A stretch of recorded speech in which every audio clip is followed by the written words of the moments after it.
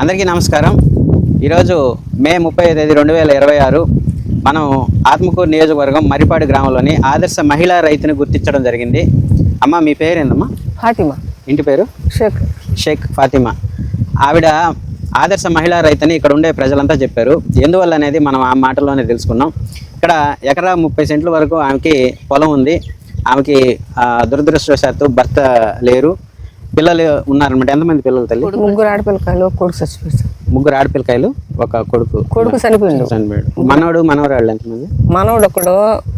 కూతుళ్ళకి ఏమంటే 3 కొడుకులు, 3 కూతుళ్ళు. అందరు చదువుకుంటున్నారు.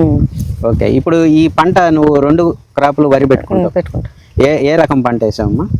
ఇది 16-30 ధాన్యం.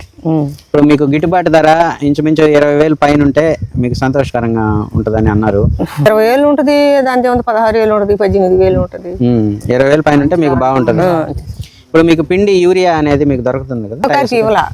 తొలికారికి అంటే 3 సార్లు ఇచ్చారు. ఇప్పుడు ఇంకా ఇవ్వలేదా? మీరు ఇస్తున్నారే మరిపాడులో? ఇంకా రాలా. వచ్చింది, ఒక లోడ్ వచ్చింది. ఆ టైంకి లోడ్ వస్తే ఇస్తారట. సరే, ఇది నేను ఖచ్చితంగా ఏవోతో మాట్లాడి, సరేలే, మీకు నువ్వు మాట్లాడి ఆమెకు ఒక కట్ట యూరియా ఏర్పాటు చేస్తాను.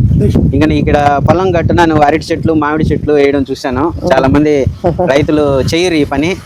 ఏంటంటే మాకు నీడ వస్తుంది అనేసి మంచి మంచి చెట్లు కొట్టేస్తారు. ఈ విధంగా నువ్వు పండ్ల చెట్లు వేయడం కూడా చాలా బాగుంది.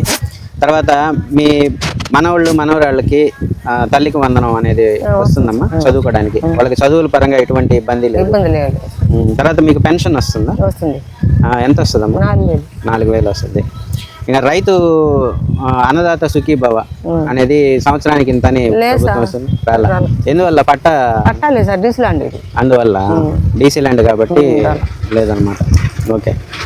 కాబట్టి ఈమె భర్త లేడు కాబట్టి ఆమె సొంతంగా వ్యవసాయం చేసి అంతా నువ్వే కదమ్మా చేయించుకునేది.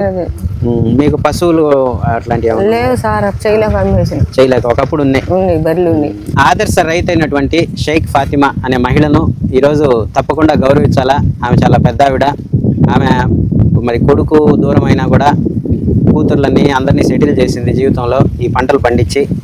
అట్లాగే మనవాళ్ళకి మనవరాళ్ళకి అందరికీ చదువులకి ఇబ్బంది లేకుండా, ఆమెకి ఇబ్బంది లేకుండా పెన్షన్ వస్తుంది గవర్నమెంట్ నుంచి. ఈమెని తప్పకుండా గుర్తించి శాలువాతో ఒక పార అనేది ఆమెకి ఈరోజు బహుకరించడం జరుగుతుంది వ్యవసాయ పరంగా.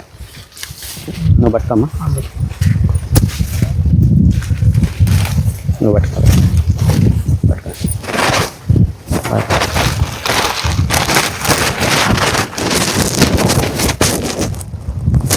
కాబట్టి ఇట్లాగే వ్యవసాయం చేస్తూ 10 మందికి ఆదర్శంగా నిలుస్తూ, మగతోడు లేకపోయినా స్త్రీ కేవలం ఉద్యోగాలు చేస్తేనే కాదు, వ్యవసాయం చేస్తూ కూడా స్త్రీ కుటుంబాన్ని ముందుకు తీసుకెళ్ళి పిల్లల్ని సెటిల్ చేసి ఆమె కూడా తన జీవనాన్ని ముందుకు తీసుకుపోతూ బతకొచ్చని ఆమె నిరూపించింది. కాబట్టి షేక్ ఫాతిమాని తప్పకుండా ఆదర్శ మహిళా రైతుగా మీరందరూ కూడా ఆదరిస్తారని కోరుకుంటూ సెలవు తీసుకుంటున్నాను.